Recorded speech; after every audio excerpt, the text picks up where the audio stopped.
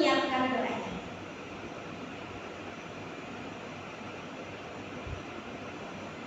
Doa selesai.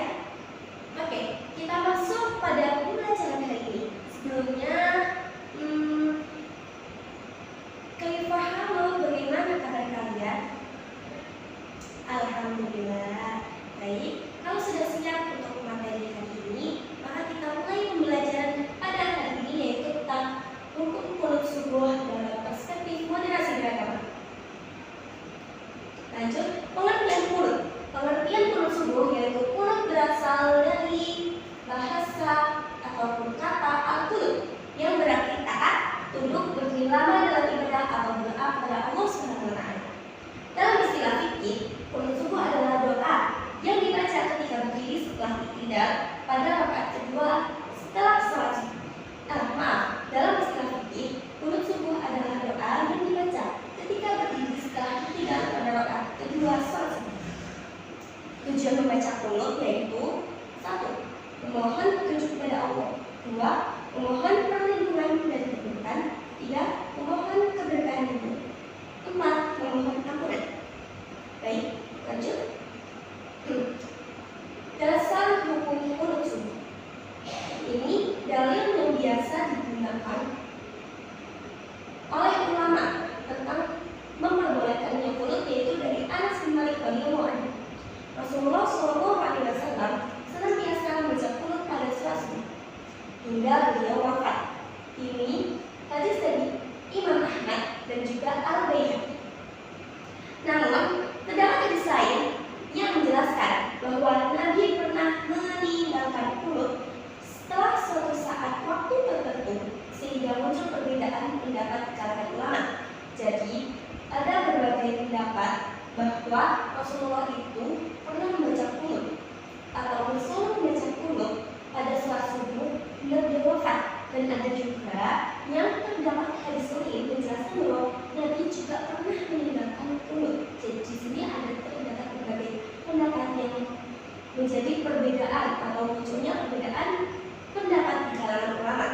Next, yang pertama yaitu pendapat Imam Syafi'i. Pendapatnya kita ataupun pendapatnya imam kita, pendapat mazhab Syafi'i, yaitu yang pertama, mazhab Syafi'i berpendapat bahwa kunut subuh hukumnya sunnah muakkadah, dilaksanakan setiap sholat subuh.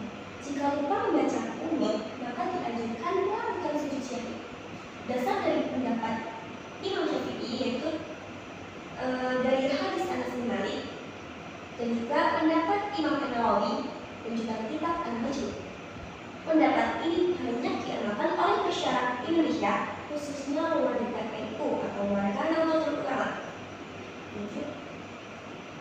Nah, selanjutnya tadi pendapat dari Imam Syafi'i, dan sekarang pendapat dari Imam Hanafi, Hambali dan juga Maliki.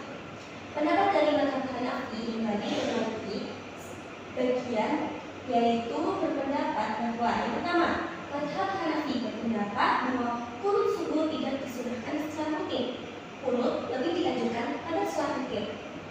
Yang kedua yaitu mazhab Hambali berpendapat bahwa kunut hanya dilakukan ketika terjadi musibah besar, namanya kunut nazil. Selanjutnya dari imam ataupun ulama Malikiyah, ada yang memperbolehkan kunut dan juga ada pula yang tidak membiasakannya. Terus penyebab perbedaan pendapat ulama. Jadi penyebab perbedaannya tadi berbagai ulama yaitu perbedaan kualitas hadis, perbedaan cara memahami hadis, dan juga perbedaan metode istinbat hukum, perbedaan kondisi sosial pada masa para imam mazhab. Perbedaan tersebut disebut ikhtilaf fiqhiyah, yaitu perbedaan dalam masalah cabang agama ataupun furu'. Lanjut, pengertian moderasi beragama. Jadi moderasi beragama adalah cara beragama yang 1. Adil, 2. Seimbang, 3. Tidak berlebihan, tidak ekstrim, menghormati perbedaan. Dalam Islam dikenal dengan istilah wasatiyah, yaitu umat yang berada di jalan tengah. Allah SWT berfirman, dan demikian kami telah menjadikan kamu umat yang pertengahan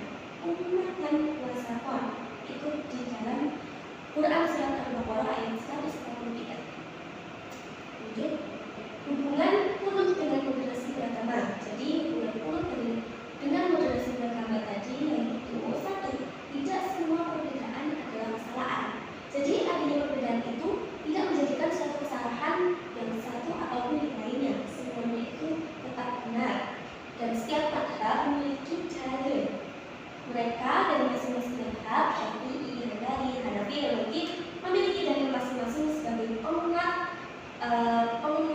dalilnya, penguat pendapatnya masing-masing imam.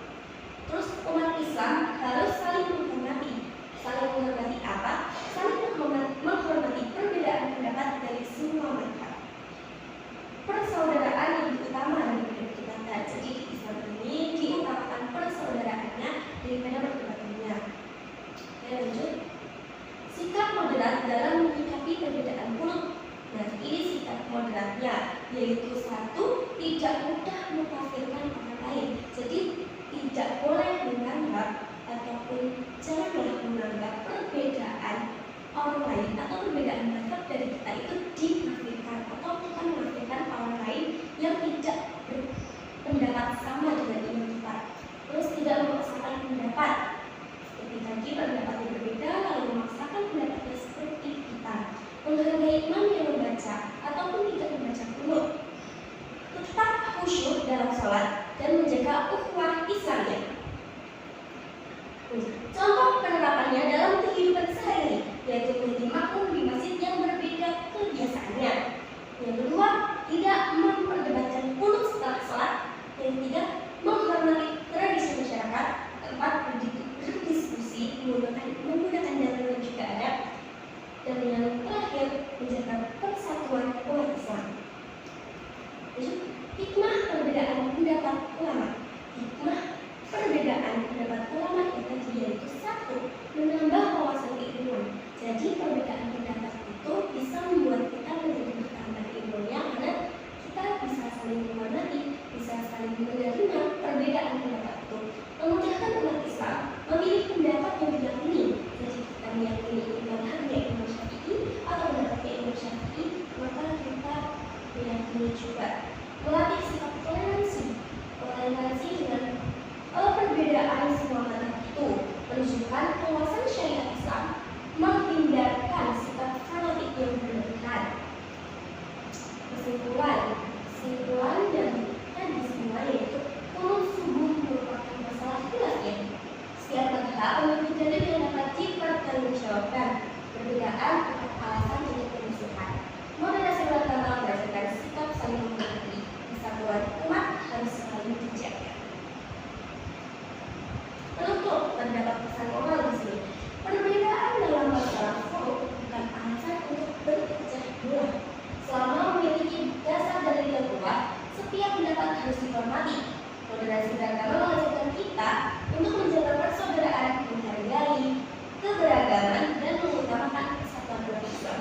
Jadi ada pesan moral di sini. Adanya perbedaan tersebut membuat kita itu jangan menjadikan alasan untuk terpecah belahnya antar umat, apalagi umat Islam, hanya dengan perbedaan pendapat tersebut. Namun jadikanlah itu wawasan yang luas untuk ilmu kita, dan kita juga harus meyakini lebih pada meyakini mazhab kita, dan juga setiap yang berpendapat juga harus kita hormati.